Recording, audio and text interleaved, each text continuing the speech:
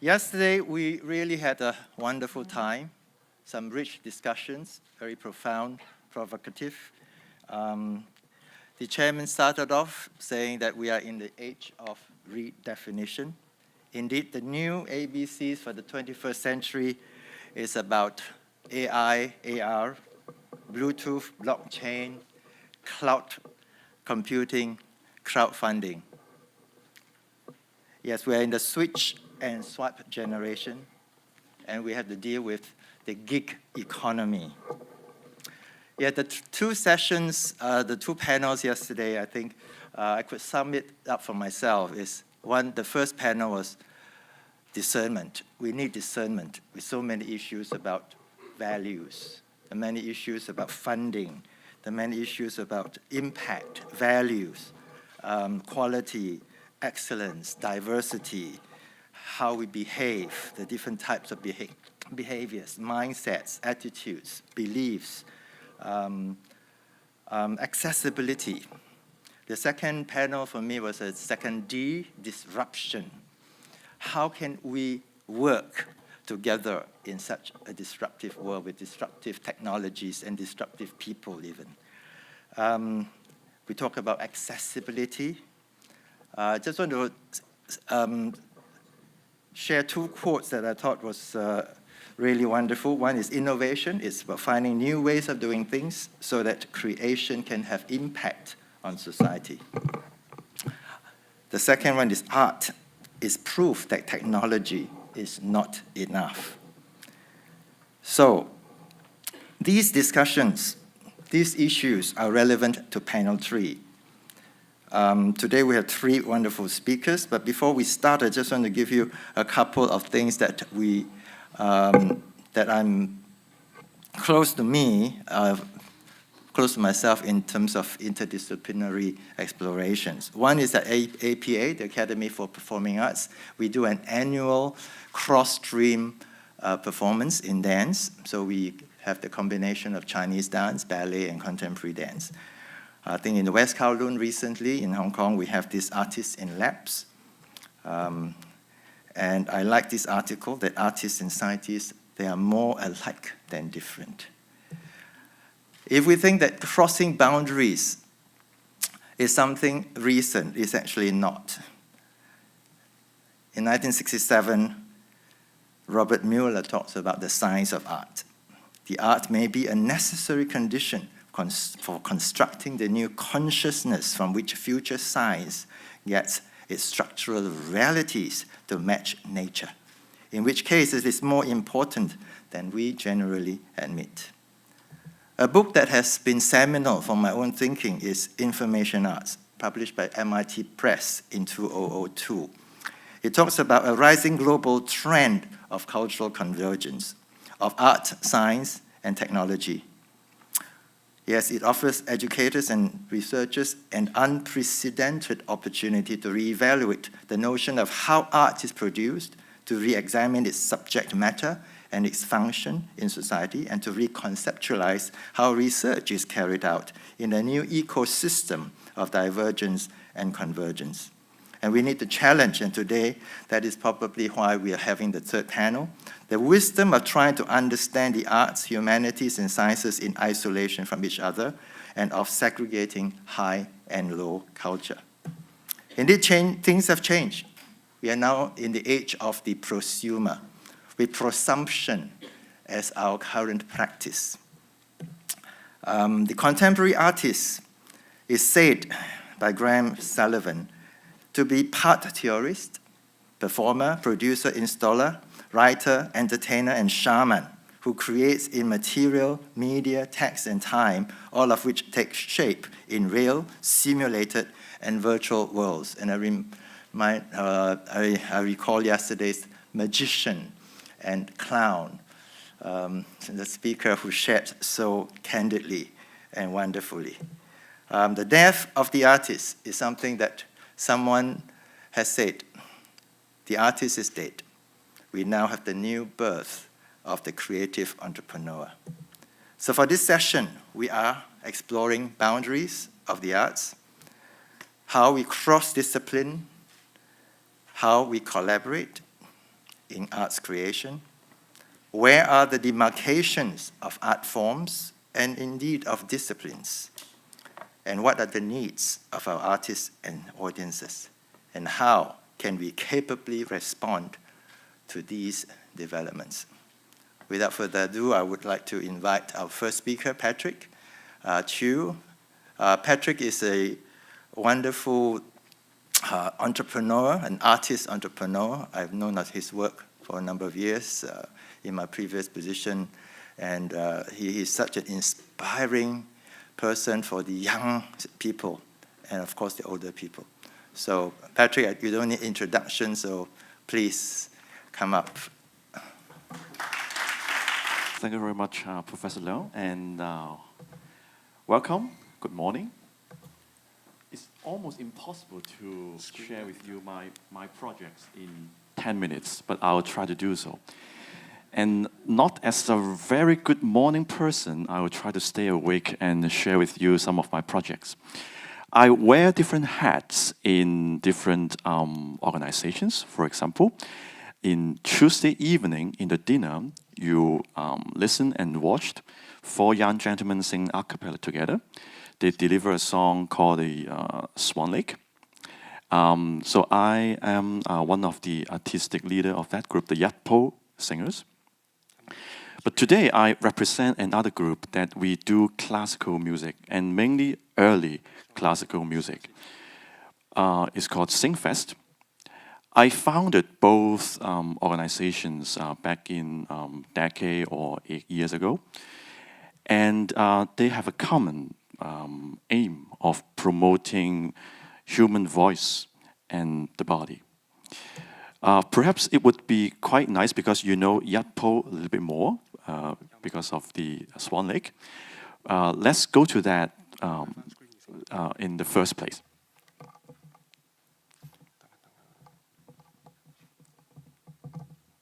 I'm going to show you some pictures and a video of a production that we did 2 years ago. It's called the Requiem Hong Kong, describing our very beloved Hong Kong in difficult times. And okay, so this is the picture we have. As you can see, we do theater productions, and perhaps it would be very nice that I show you immediately a highlight of that show, so you can understand very clearly.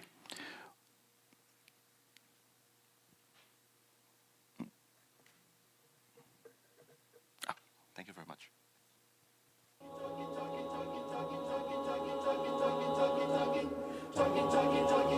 Our work is more like contemporary operas.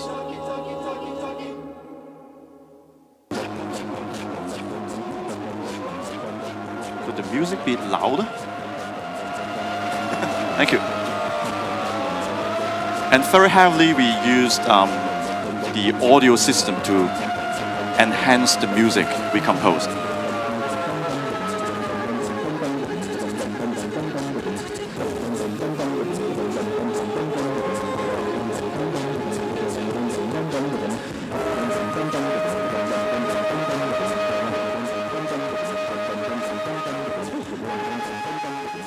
What you heard was not actually a defect of the audio system. We make that effect.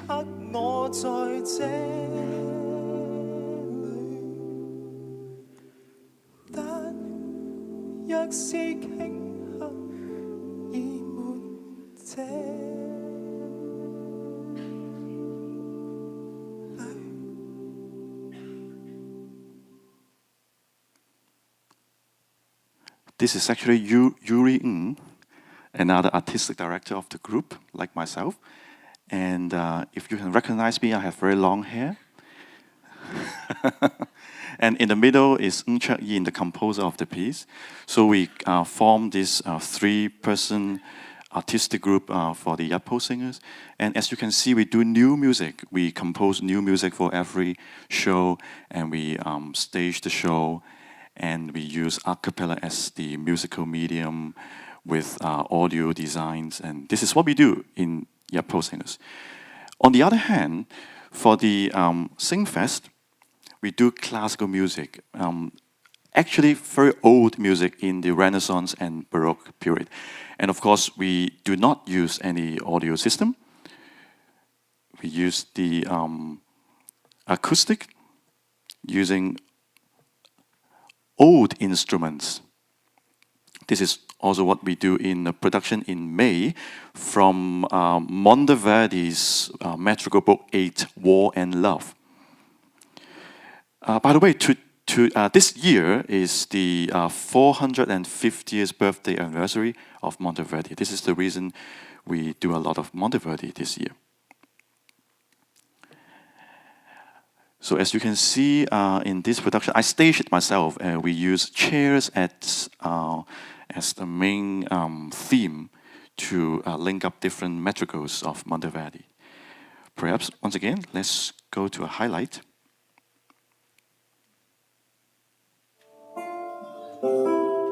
喺感情嘅世界，着眼嘅係你同對方，定係你同自己呢？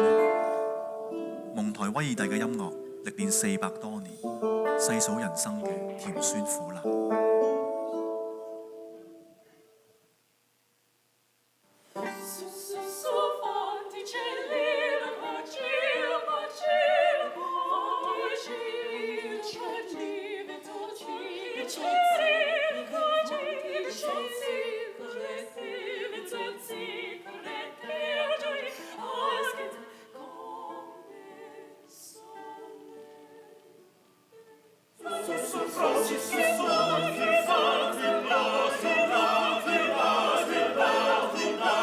The instruments you can see at the back, they are Baroque instruments, which mean they are from maybe 200 years ago.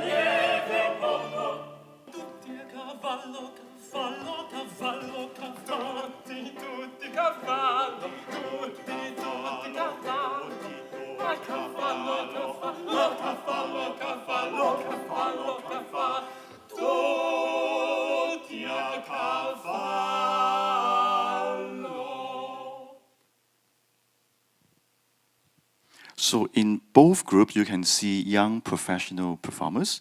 And today, I'm not going to talk about them. I want to talk about young people in high school that I work with in SingFest.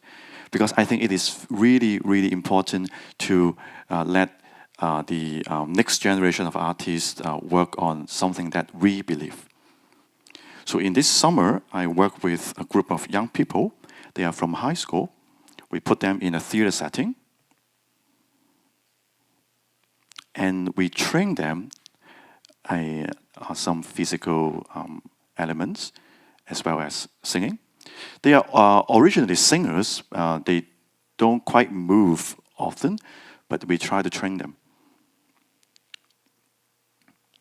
And this is a beautiful scene that they use small lights in the hand to create a sense of the wild element.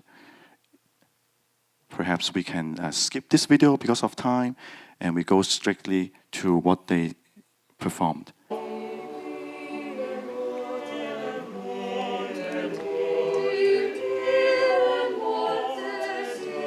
They are singing about the dead ones on the floor, and to show their sorrow, and they wish to heal them.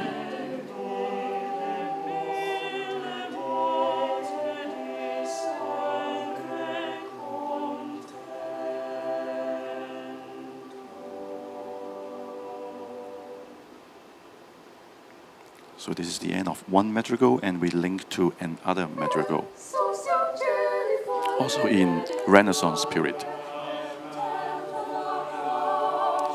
This song is about birds flying freely on the sky. So we also try to depict this message with the body.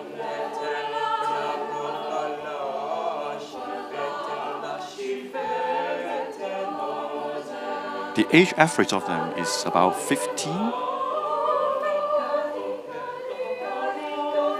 And it is not easy for this person to be like stones and chairs for the other to sit on.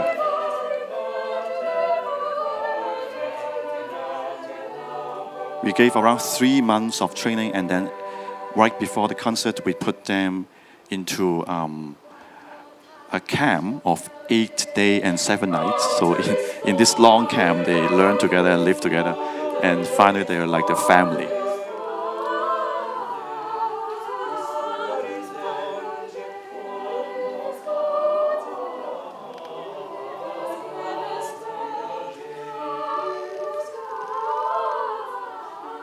This is also a cappella, like what the Yat Po did, but this is acoustic music. And they were singing Italian, a language that they have never learned before, without a score.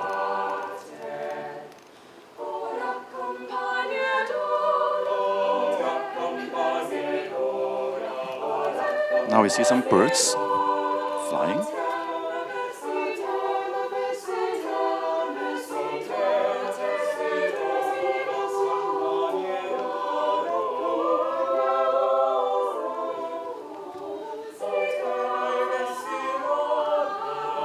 In rehearsals, usually here, you would need to stop because there's no conductor and the music messed up. But after some rehearsals, they could manage it.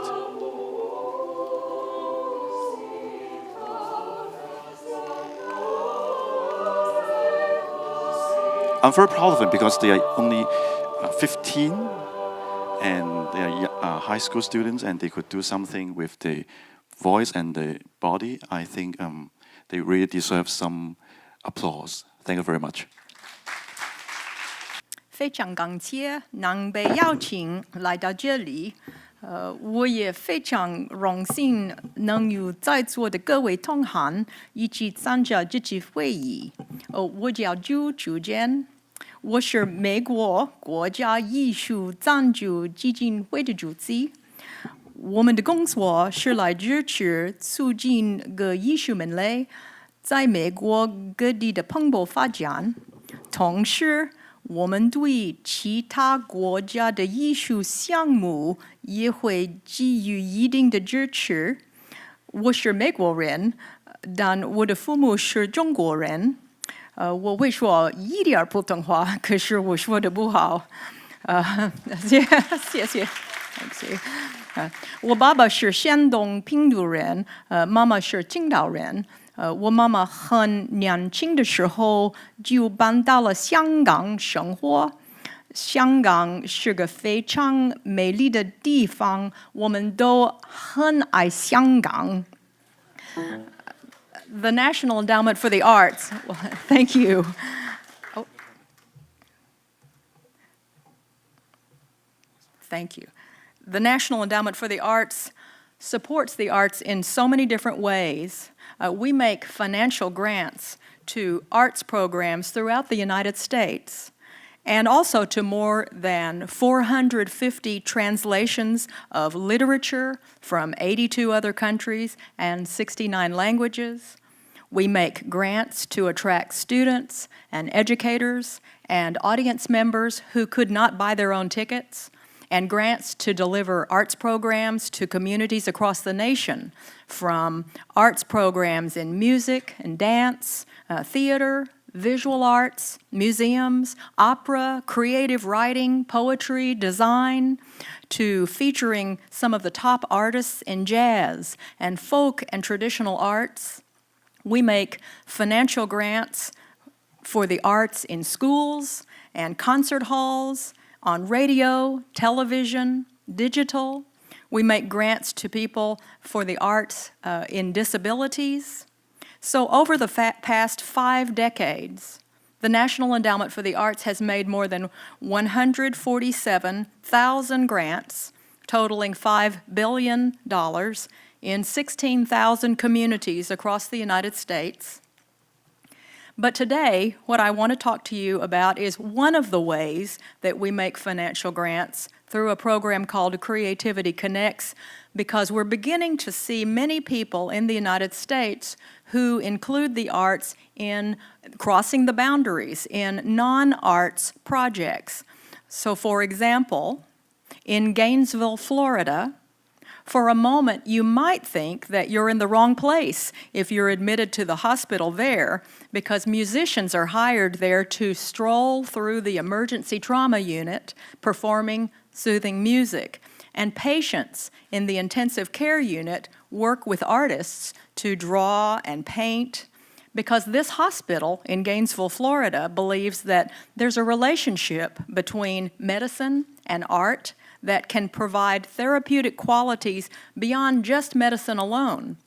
And surgeons noted that those arts patients who underwent a surgical procedure were calmer, and they had a propensity to heal faster. And in Fargo, North Dakota, artists are working with the local government to create a public art space that is connected to a city stormwater basin.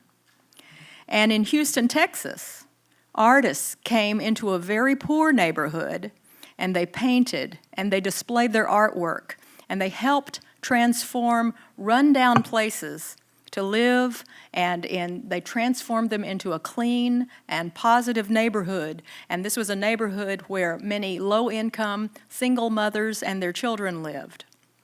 And in New York City, at Carnegie Hall, artists work with teenage mothers to compose lullabies for their newborn babies, and this has encouraged a very strong bond of love when the parent sings to their lullaby to the baby. And in New Orleans, Louisiana, people who walk into the Lusher School in New Orleans can find all 1,600 students, kindergarten through 12th grade, all participating in the arts, as the school curriculum is based upon integrating the arts into all subjects in order to learn both art skills and engage in critical thinking. So second graders learn about place value in math by analyzing Kandinsky paintings, and third graders all take violin lessons, and fourth graders through sixth graders learn about the solar system through dance. And by the time they reach high school, Lusher School students choose an arts discipline, so that might be creative writing, dance, drama, music, media arts, visual arts, and the results of this arts-based education program are proving to be valuable to the Lusher School. The Lusher High School graduation rates are at 95% to 98%, and that's much higher than the United States national average. Lusher graduates go on to become engineers, scientists, athletes, as well as artists. And the students and the alumni all win awards. They exhibit their art from Chicago to New York, all across the United States. In Boston, Massachusetts, the mayor of Boston wants the arts to be connected to other parts of people's lives, so he created a very high-level cabinet member of his government to include the arts, so to connect the arts to housing for low-income residents, or in new construction, or in the police department, or the arts in the transportation department, or the arts in public health department. And in Los Angeles, California, movie actor Tim Robbins brings theater performances to prisons where those who are incarcerated learn acting skills and they act in plays. And so at the same time they cultivate skills in nonviolent communication, they cultivate skills through the arts in social skills, developing their own self-esteem, their own creativity.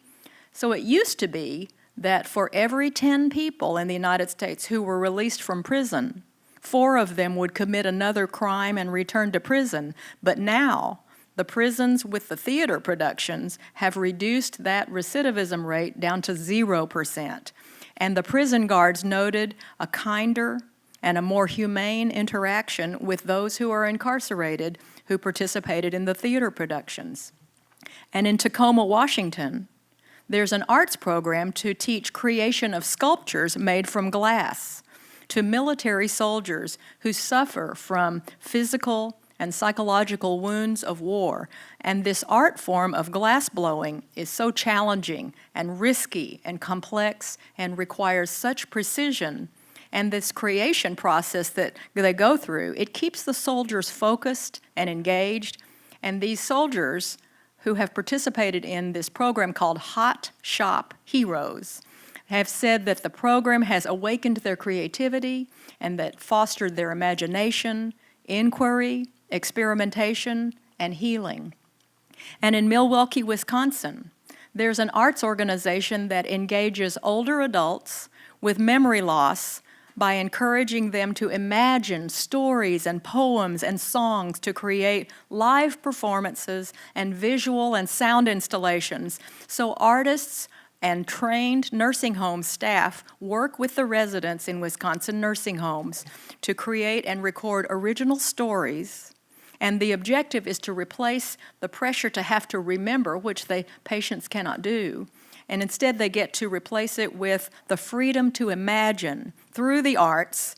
And residents are energized and caregivers are amazed by the depth of the stories, and they note that there's so much more substance and depth inside the resident than just memory loss. And in Whitesburg, Kentucky, one of the economically poorest regions of the United States, and nearly 25% of all people living there are in deep poverty. But an arts organization there is creating movies and videos, and it's a community radio station and an art gallery, and it's teaching them how to make stringed instruments. And now more than $1.5 million has come back to the local economy through salaries and the arts. And in 12 military installations across the United States, the National Endowment for the Arts uses arts therapists to work with our service members and veterans who have traumatic brain injury conditions. And the results have been so effective because they get to create the arts program. They can manage their stress better. Family members say that they are more experienced in having better relationships. And medical clinicians say that the programs are non-invasive to the patients. So I hope that these examples of arts programs in the United States show our belief that the arts are valuable for everyone, because we do not believe that the arts only belong to some people but not others. We're very committed to finding ways for every individual, from child to grandparent, and everybody in between, to have an opportunity to find their creative voice in the arts, because the arts instill our lives with value, connection, creativity, and innovation. So we think everything counts: beauty, art for art's sake, and it lets us discover and appreciate the beauty of our lives, and we can have a very positive impact on our everyday lives. I'm very grateful to the Hong Kong Arts Development Council for giving me this opportunity to attend the meeting, and I want to congratulate you, the Hong Kong Arts Development Council, for your good work also in helping the arts to thrive in Hong Kong. Thank you. Good morning, everybody. Nice to see so many people here. I wanted to begin by saying that despite the topic, this is a low-tech presentation. So I just want you to bear that in mind. I want to start, as my colleagues have done, by thanking the Hong Kong Arts Development Council for the generous invitation to be here, for their hospitality, for their organisation, and let them know that they set a standard to which the rest of us can only aspire. Can I mention also the 20th anniversary of the establishment of the Hong Kong Special Administrative Region, which is another reason for us to congratulate our colleagues. The great advantage of talking on the second day of meetings like this is that before taking to the podium, you've learned a hell of a lot from the people who've preceded you. And that is very interesting, but it also meant that I had to work very late last night to recast my remarks.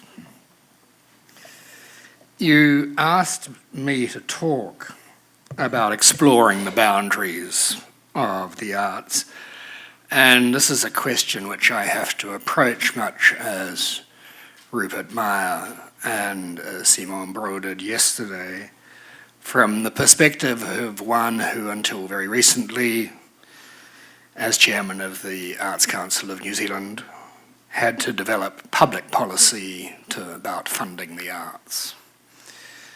And in our case in New Zealand, this means not only upholding the freedom of expression of the arts in New Zealand society, it also means acknowledging the place and role of Maori in current Aotearoa New Zealand, and also the place of Pacific peoples in New Zealand. And the last point is particularly interesting because in some cases, for some of the cultures of the South Pacific, their culture today is expressed by people who live in New Zealand more than people who live in the islands from which they came. So New Zealand is, if you like, a laboratory which nourishes these cultures from remote islands of the Pacific. I want to divide my presentation into two parts. The first is to deal with the public policy issues of arts funding in a modern society. And the second is far more prosaic and far more detailed. And I just want to hold up for a moment one very small part of Creative New Zealand's work to see if it meets the test of exploring the boundaries. So you're going to get the big picture stuff and a very little piece of detail. Before I start, I'm going to talk about an article I read which lists 10 occupations that didn't exist in 2006. But you put that aside, our previous presenter's presentation of Monteverdi's Madrigals, and it's the 450th anniversary of his birth. So you have a continuum in the arts at the same time as you have disruption in today's life. So amongst the occupations that didn't exist in 2006, according to Forbes magazine, one is an app developer. Second is a social media manager. Third is a cloud computing specialist. The fourth is a YouTube content creator. And the fifth, probably not surprisingly, a Uber driver. And it's a reminder to me of how rapidly things change in such a short space of time and how that change is accelerating. And the discussion yesterday was about how that affects the arts and what shape the arts should be in the future. We're all either terrified or delighted by what we heard yesterday. Wilfred was largely responsible for the terrifying side of things by his story of trying to buy water in Shenzhen and then saying to us that it would soon all be done by AI or VR. So I was terrified, Wilfred. I hope you got your water.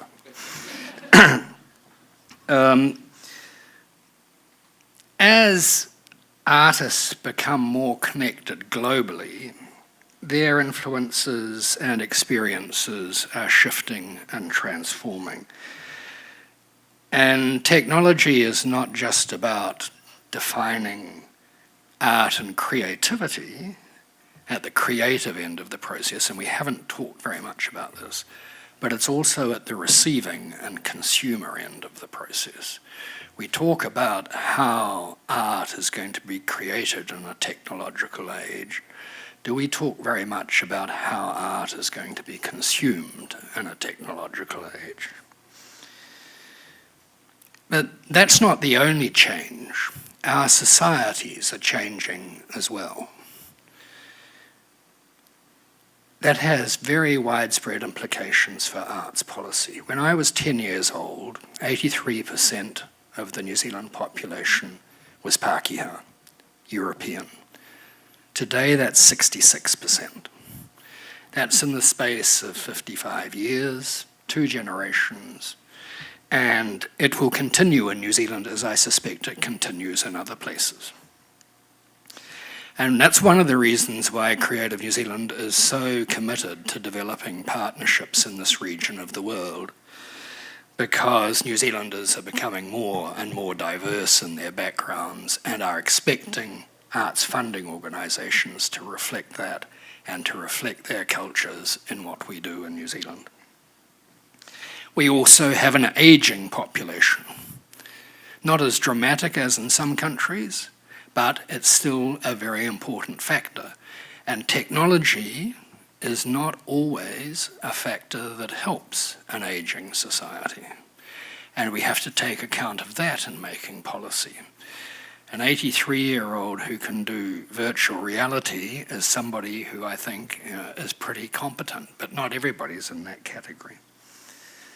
So I want to turn really now to what we have done in this one program, because it was an attempt by Creative New Zealand to see if we could push the boundaries out a bit and do something new and also include international cooperation. So this is the International CoLab, a recent pilot program which was supported by funders and curators in 3 territories, New Zealand, Hong Kong and Scotland. It's global from our point of view, the opposite ends of the globe and Hong Kong in between. It's a good example of cooperation between artists, curators and funding agencies. And the objectives were to create a strongly linked network in different countries of practitioners who can work effectively together across regions and develop artistic work in common. Programs supported by the British Council, Creative New Zealand, Creative Scotland, West Kowloon Cultural District Authority, co-curated by the UK's Forest Fringe, Basement Theatre in New Zealand, and Hong Kong's West Kowloon Cultural Authority. 9 performing artists, 3 from each country, came together during this year's Edinburgh Fringe Festival for a 2-week program. Sorka told us yesterday that the Edinburgh Festivals are a very intensive marketplace, but we designed this program on the basis that they didn't have to sell their work. This was not a commercial operation, this was a collaborative exercise. The pilot ended in August, but we have an ongoing commitment. So we've done it in Hong Kong, we will do another phase in New Zealand, and we'll do a third phase, we've done a phase in Scotland, with another phase in New Zealand and a third phase in Hong Kong. And we've learned some lessons so far. I just want to give you 3 or 4 of them. Time. You can't do this in a short frame of time. So 2 to 3 years is the minimum. It may have to be renewed and it may have to go longer. Secondly, it had to be artist-led. The administrators couldn't decide what it was. The artists had to decide what they had to do. Multidisciplinary was important, but not essential, but we did get multidisciplinary participants. There was a commitment to reciprocity, so what we did in Hong Kong or Scotland and in New Zealand was reciprocal. And how did we as an arts organisation respond to the opportunity? So these were the lessons for the funders, okay? First of all, we had an open mind. Second, we consulted with funders and developers. We didn't write the prescriptions ourselves. We agreed on shared objectives. And finally, and obviously most importantly, we put our money where our mouth was and funded it. So we may have to twig the program as it goes forward to get more people in from different disciplines so that we have different collaborative experiences, but the commitment to that international cooperation is very deeply embedded in the program. So that's just a very small example of what you can do to push the boundaries if you're prepared to put some money into thinking about new ways of funding. That's a funder's point of view. Taking risks is very important. You can't just expect that these things will happen because you want them to happen, you have to take risks, and if you lose some money, you lose some money. Listening to the creators, getting the participants to self-define the program. These are all very important points, which are a change from the way traditional arts funders have operated. I'm not saying that Creative New Zealand will want to extend that to its whole program, but it's a way of seeing and testing what the organisation does. Can I come back just to where I started about those new occupations? That was 2006, and I guess in 2017, if you drew up a list of 10 occupations that don't exist 5 years ago, you'll be even more confused. But the point of yesterday, and I think the point of today, is, as Simon said yesterday, what is the narrative, the new narrative for the arts in this technologically driven society? We know that we need the arts. How do we define what it is in 2017 or 2026? And as I said before, one of the key things that we have to address is not just the creative side, it's the consumption side and the audience side. So thank you very much. Thank you for your presentations. I think it's very rich again, very diverse. I think Patrick started with telling us about the cross boundaries. In fact, I think both of you talked a lot about cross boundaries. So we cross boundaries in terms of genres, in terms of age groups, in terms of social boundaries, disciplinary, even class boundaries. I like the hot shop heroes with the glass blowing, and that is certainly crossing boundaries. Why would soldiers be blowing glasses? And I think there are also cross boundaries of the age groups, and also in terms of professions, and we want them to be having the freedom to imagine. Okay, all right, okay. In terms of the lessons for funders, I think we'll come back. For this first round of questions, I think it's useful for us to look at boundaries. Are they really boundaries or are they barriers? So I would like to throw that open to the panel. Are we facing boundaries or do we face barriers? Well, in the United States, we see that we are seeing far less of the definition of barriers, and we see artists embracing boundaries as a good thing. So it used to be in the United States, the artists would be in a couple of different categories. There were plenty of artists who would create in healthcare. But now we see similar artists who were trained in a certain way also cross those boundaries and go back and forth. And that's different from what we used to see. But we embrace boundaries and we don't see them as barriers.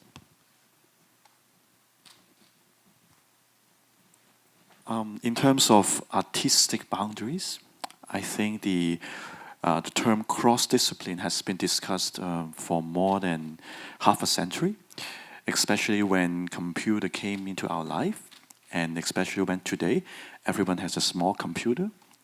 I have a Nokia phone, which actually free myself up to some Asian music.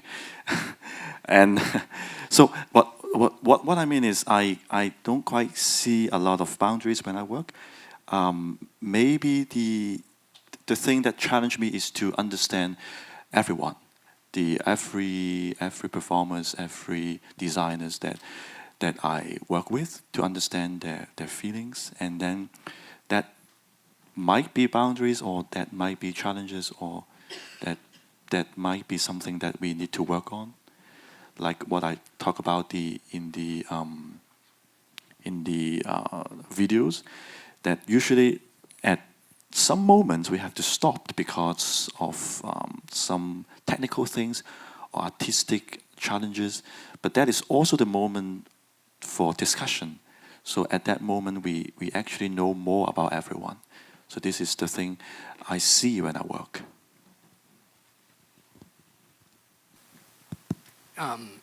One boundary, obviously, is funding. Do you have enough money? Seriously, what is the role of funding? Is that a boundary or is that a barrier? In terms of artistic expression, New Zealand is a very vibrant society and we've got creative people coming out our ears. So I don't think there's a barrier there to creativity. One of the things we notice in a small country is the question, and this is a barrier, is the question of access. Can everybody get access to the arts? And that's something that is going to challenge us, whether it's technology driven or not. But I think the creative side doesn't really find a boundary. It's the poor people who come behind them, funding them, who've got the barriers. Yeah, we talk a lot about risk-taking. We talk a lot about innovations. And obviously, it's about perceptions. A lot of people can't cross into the innovative space. As an entrepreneur, I think you know, there are lots of issues there, right? So when we try to cross, what lessons can you share with us in terms of making that crossing? And sometimes whether it is what kind of crossing are we having? Are we transgressing? I'm trying to be provocative. All right? Are we migrating? We talk about the digital natives, and I'm a digital migrant. Okay, so you have those spaces. You have Monteverdi. How would you get kids to enter into that space? Right? And how do we take risks there? Are there lessons from your work? And of course, you throw that open to the floor as well to share your experiences. When I work with the Yatpo singers, I see a lot of new ideas from my partners. Those are the moments that I really treasure because I only know maybe one part of it, and then they know the other part, and then we make it like a puzzle. And at the end, it's a grand picture. And sometimes we need time to digest what we have some years ago. For example, just the past weekend, we make the Rock Hard, which is the first show that brought the three of us together in 2008. Actually 2007, because we talked about the show like 1 year before. And it was so different in this new version that we already premiered the show 10 years ago. So I mean, it is really, really important for us to always remain open to any opportunities and to respect what the others would think. This is the way I would love myself to work with my partners. Well, I really appreciate what Patrick has done with the Monteverdi and the madrigals and fusing those musics and the styles together. We also we're also seeing a lot of artists when they're starting to brainstorm about their ideas, just like you were talking about, Patrick. They sometimes now will brainstorm with, instead of other artists, they'll sit around and talk with engineers. What do you think about my art project, they'll say, and they'll come from a different perspective. So bringing those multiple perspectives together, they seem to be able to embrace different ways of thinking, added dimensions. We sometimes even see there are several universities in the United States which require now engineering majors to take art classes before they graduate because they believe the creativity will help them also have another dimension to their own studies. I think one point I would make for us is that it's the international cooperation aspect which is very important. And the more that we can get out from those two small islands at the bottom of the South Pacific, the better it will be for our artists and for our audiences. And that, I think, is one of the messages that we have learned from the transformation of creativity, is that international cooperation is a very vital tool. I have one more example to give. I'm sorry. Sometimes we must compromise because we want everyone to be happy on stage. It's very important for people working together as a performer or designer, or the one that had this idea, the artistic team, to be happy and make the work their own. Not only the director's artwork, but everyone's artwork is to compromise. For example, one really big challenge to work with early musicians is because they have very delicate instruments. In every venue, the temperature or the humidity would be different. So, for example, if I would love them to walk from this that stage side from this stage, the humidity would already be different. So they would refuse to walk. I want to stay in this place because only in this place my instruments could feel the temperature and humidity, and it would be stable. If I walk and it would not be stable and I would go out of tune, etc., etc. Or after maybe 15 minutes of a show, they would request to stop because they need to retune the instrument once again. Then, oh my God, I want the flow of the show. How could you retune here? Then it's a time to compromise. For example, could you tune when the organ is playing? Would that be possible? That would be some kind of chaos, but that would be quite special. Let's make this special scene happen. I mean, we have a lot of things to compromise, but always be creative would be something that everyone would like.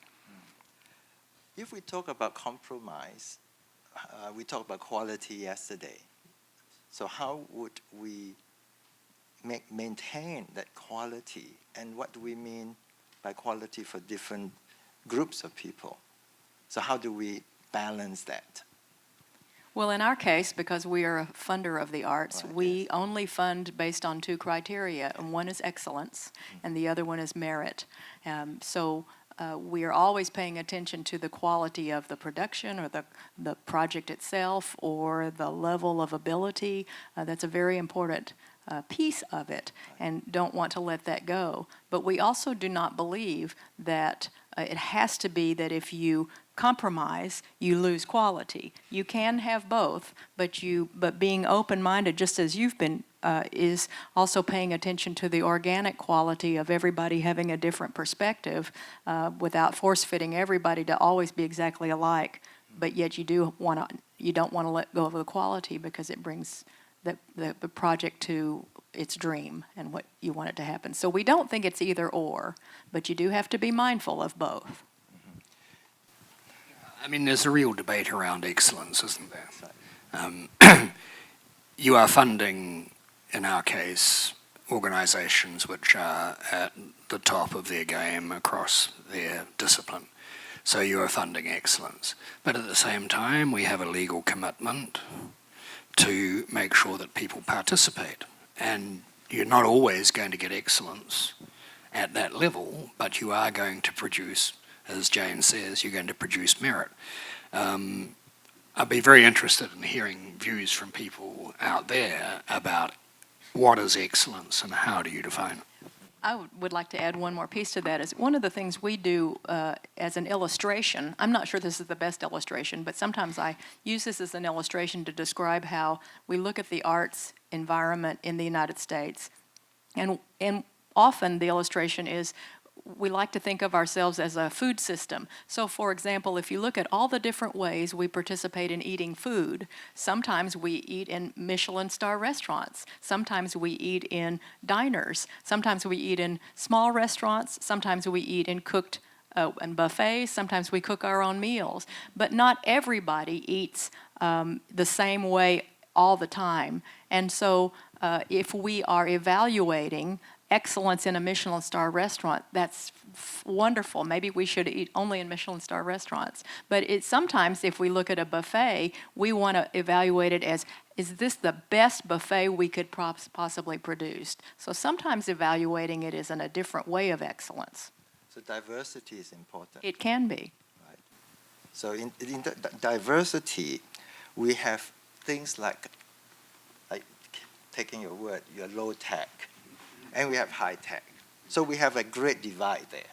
In fact, there's a whole debate about the great divide between the haves and have-nots. Then the other debate is about the high art versus the low art, and the in-between art, and the evolving arts, whatever.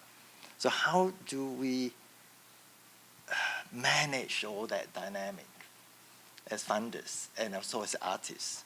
I just want to say something because I deal with a lot of artists, and they have great fears.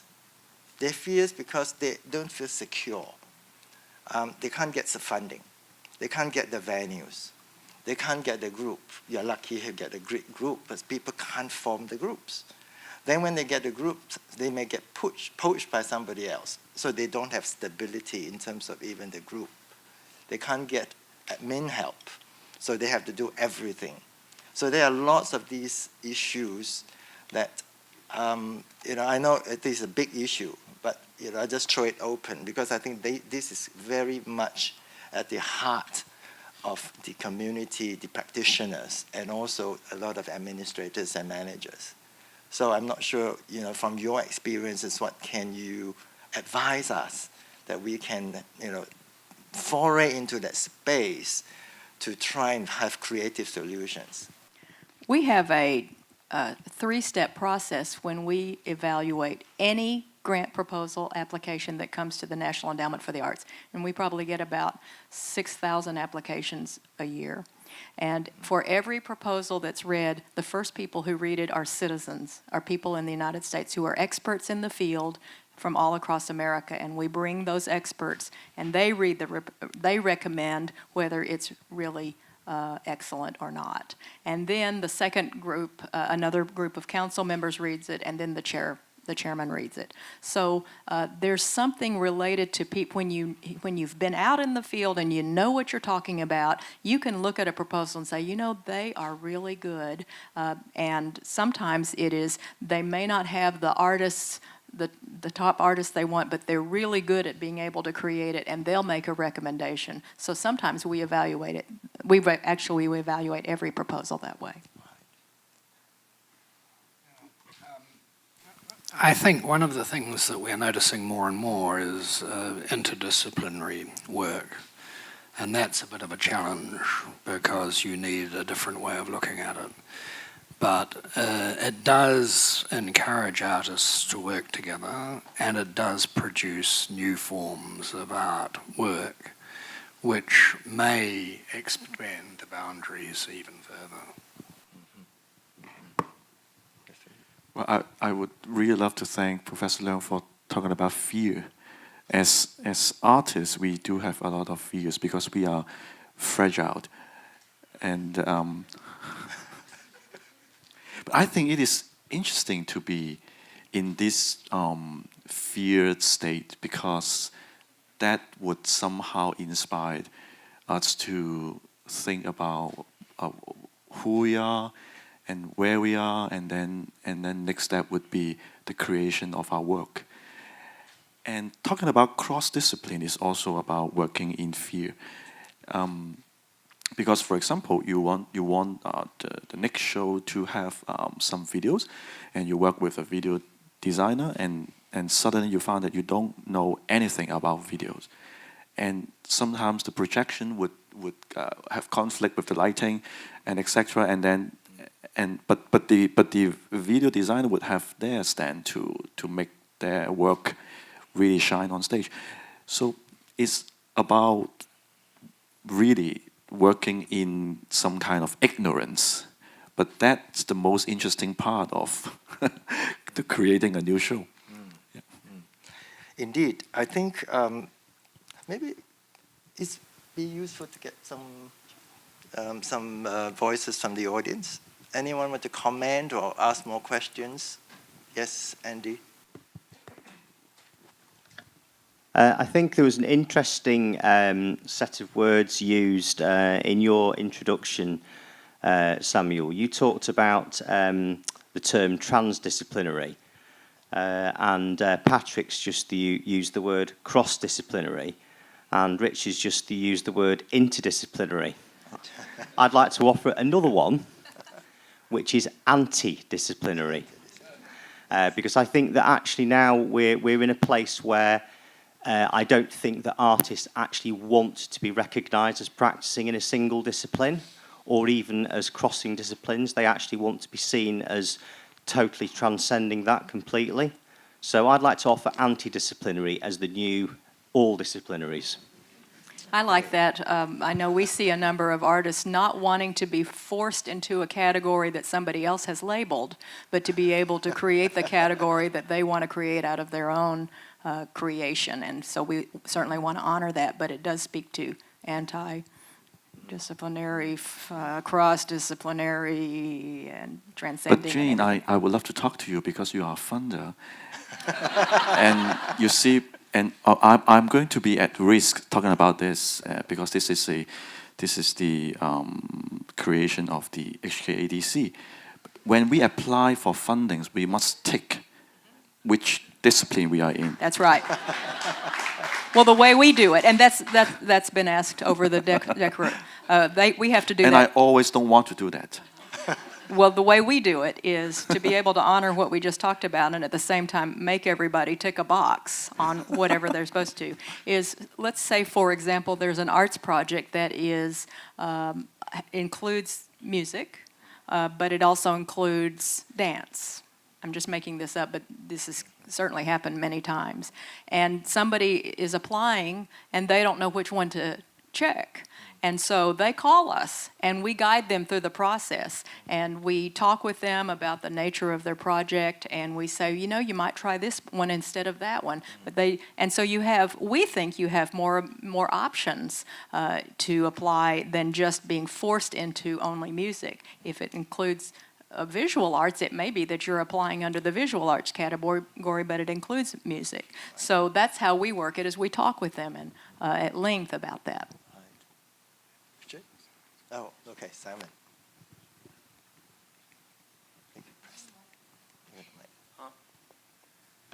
Is this mic? Oh, Yes, wow. yeah. Wow. Yeah, wow. Just on this question, where we are at Canada Council right now is that we decided to make all of our programs non-disciplinary. So it's not it's non-disciplinary. And it's a big change because we went from 156 disciplinary programs to non-disciplinary programs. But when the artists are registering, they can tick as many boxes as they want in terms of what they consider to be their discipline for a good reason, which is assessment. We want to make sure that even if their project is submitted in the context of a non-disciplinary project, if they have one or two discipline involved, we want to make sure that we will come with a jury that is able to assess what they do. So we're trying to combine those two things. But it's clear that the biggest change we made is to move on from this obsession of eligibility, because Arts Council have been very protective of the small money they had. So everything is about eligibility. So what we separated right now is the eligibility and the program. So we are telling everybody now we're less and less interested in who you are. We are more and more interested in what is your project exactly. And that is a very important move. And the last thing I want to say, just to contribute to the reflection on excellence, where we are now is we consider that in fact it's a little bit presumptuous or false to pretend that you can support excellence. What you do support is the quest for excellence, because when you get a grant application, it's a project. You know, yes, you have reference from the past, but you know we are in a constantly changing environment. So what we're trying to do now is to redefine what we do in terms of supporting the integrity of the quest for excellence in a constantly evolving social context. So there are things that we will consider now as assessment criteria, like reflecting diversity, that are right now in Canada critical, and to disconnect the quest for excellence from the quest for diversity would be wrong, because it would be the road for elitism, and it would be the road for isolating yourself from society. So I think those kind of all that vocabulary that we have been carrying on for sometimes 60 years, kind of a need to be. We need a real refoundation, because these things were made at a moment where the world was more static, and it's not the case anymore. So that's my contribution to your conversation. I have a question now for Simon, please. You mentioned yesterday about buying time. So now you're talking about the quest. So are you buying what as a funder? You're buying time, you're buying project, you're buying people, you're buying outcomes, you're buying quests. Yeah, what we're buying, what we're supporting is, you have two types of situations. You have organizations who are presenting their plan of development for the next 3 to 4 years. So what we do buy there and what we do support there is a trust that their projects are still relevant for their mission and in the context in which they operate. And in that case, we really take into account the scale of the organizations, because you cannot impose, outcomes to organizations that are, 1 choreographers and 2 dancers, the same way you should with, the National Ballet Company, with, a $30 million annual budget. So scale is really important. In terms of the project, what we always support is trying to understand what is the relevance of this project for the artists involved, for the discipline, if there's a discipline involved, for the community, and we try to see if it's feasible. And yes, what we will consider as the most important factor is the process they are following. Therefore, we will pay a lot of attention to time, to realize the time.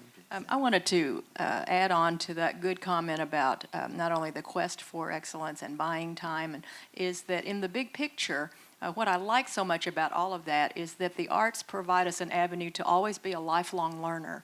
So we're never really ending something without growing to the next piece if we really want to be that creative person. So buying time or a quest for something, I hope we'll always be on a quest for the next piece and the next learning, because that's what the arts give us. Right. I want to move slightly to education, because I think we talk about this non-discipline, transdiscipline, or whatever, but we have STEM. You know about STEM, right? That is what is the reality for a lot of us. So the artists that we train do not have the A in the STEAM. So how do we then, from preparing artists, because I'm in the academy where we prepare professional artists, who are the gatekeepers? Are we the gatekeepers? We do have some STEM, but we are strong advocates of STEAM, including the arts. And we even have in Congress members of Congress who so want to see the arts involved in STEM that they started their own STEAM caucuses. And there are schools out there in the United States that are integrating the arts into the full curriculum. So the more we can create an environment that is not one versus the other, but is STEM projects along with arts, we think it's a better environment. Patrick, you cross a lot into the schools, right? Oh, yes, so how do you feel? I'm lucky to have met some really open-minded people. So usually I work with an environment like here, a round table. No matter what age or what experience we have, we work it like this. So everyone would have equal opportunities to talk. They can share about their difficulties, or they can share about their experience. I think this is for me the best way to work, because usually I learn a lot from the young people. So I would never think that I must let them do the way I want, but to talk about what is the best way for this situation. And someone mentioned trust, and yesterday that came up many times. I think that is really important. The trust in the funders, the trust in the artists, the trust in the system, etc., etc. So anyone to comment on that?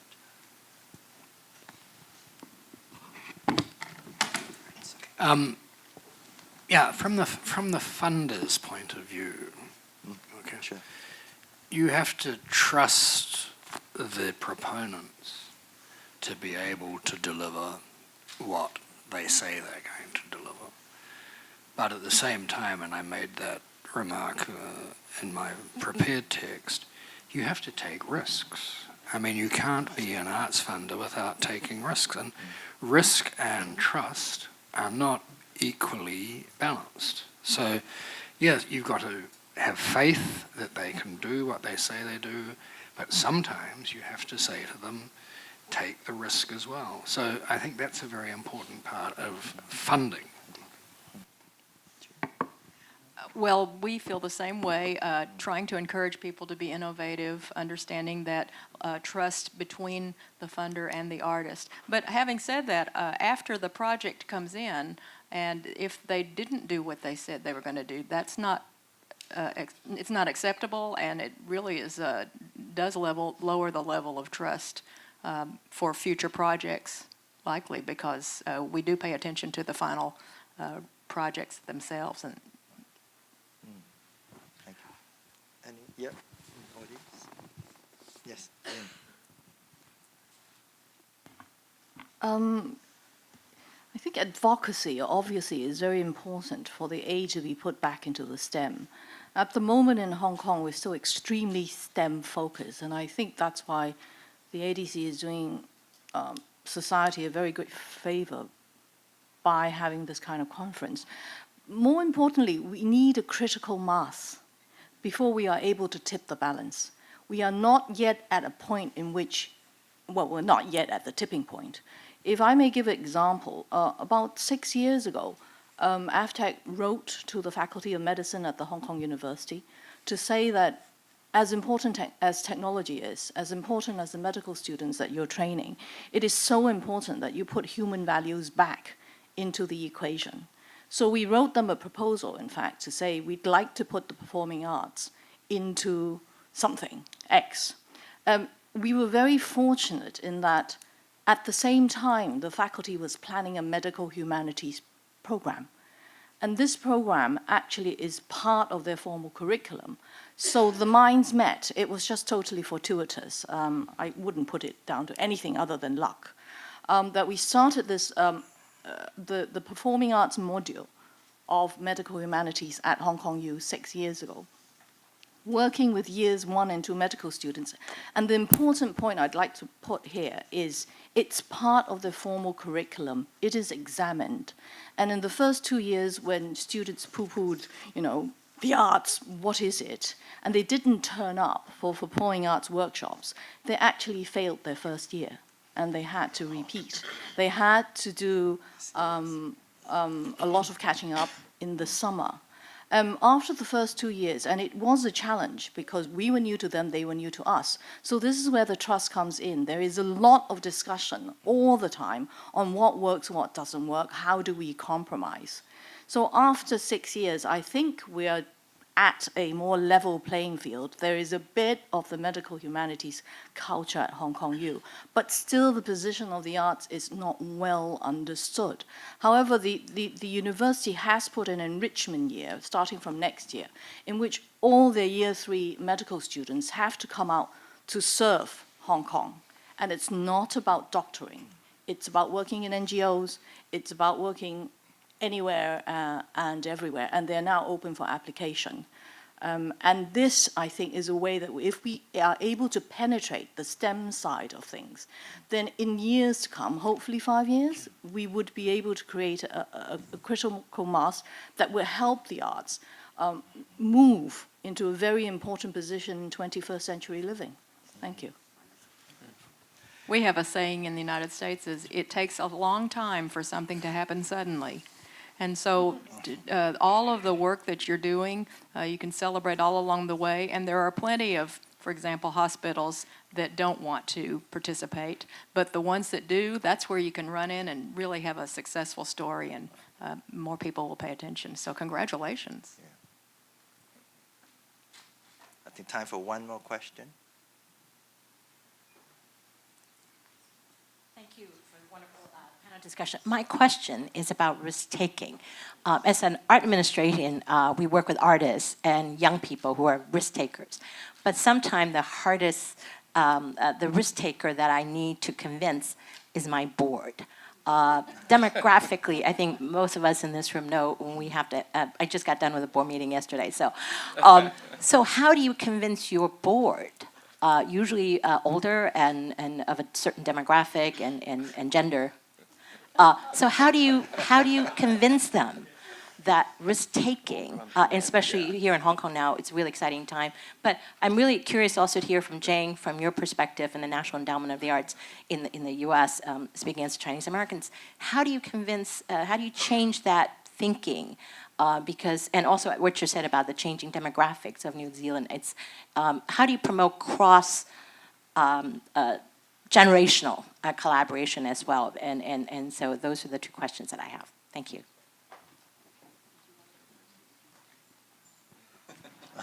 Okay. I'm just trying to think through. So we don't have, I was thinking through my earlier days before I came to the National Endowment for the Arts, when I ran a performing arts venue and lots of programming. And so that did have a board that needed to be, we needed to work together. And now I don't have that same type of board. So that's what's going through my head, is the different ways we work with each other. I have a governing committee. No, it's not a governing committee. It's an advisory committee. So it's different in the government. Convincing a board, for me, has been bringing them along in the process, socializing people way before things happen, lots of explaining and questioning, and a lot of not running in and we call it blindsiding, not running in and surprising people. Those things I remember doing with my earlier board is I would never, it was just my rule of thumb, never surprise a board member. Bring them along in the process, yes. If they don't want to do something, don't do it yet, but keep that quest going. So that's the only thing, is how you approach it. That's what goes through my head. Yeah, I think risk-taking for a board is basically a question of leadership and management of the process.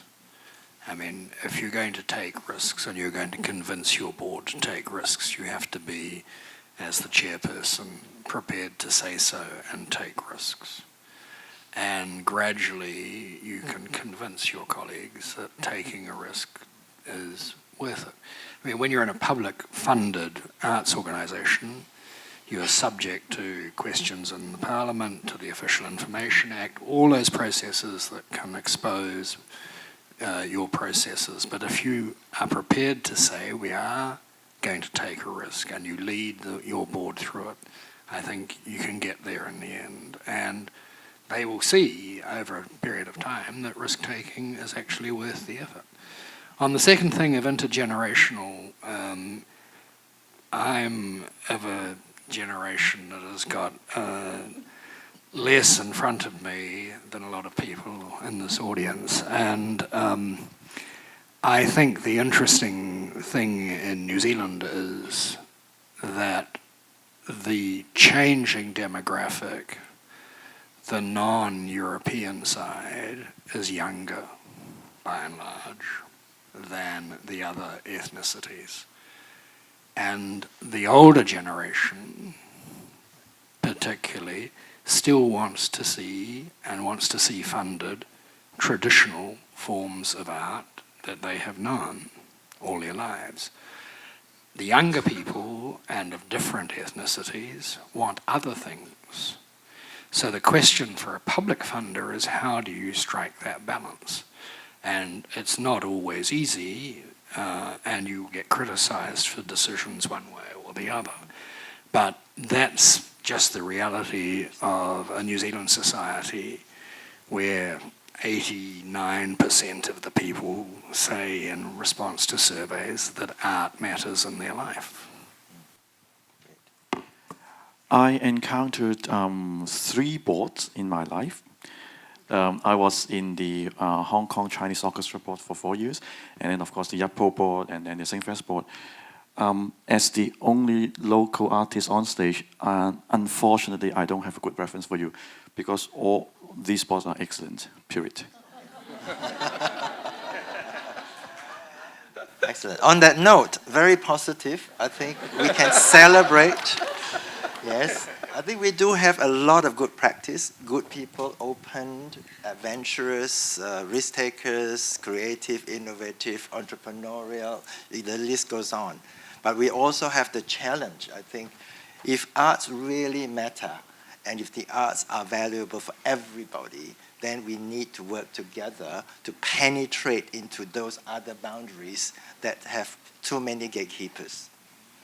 On that note, thank you very much, panel, and thank you for your questions and presence.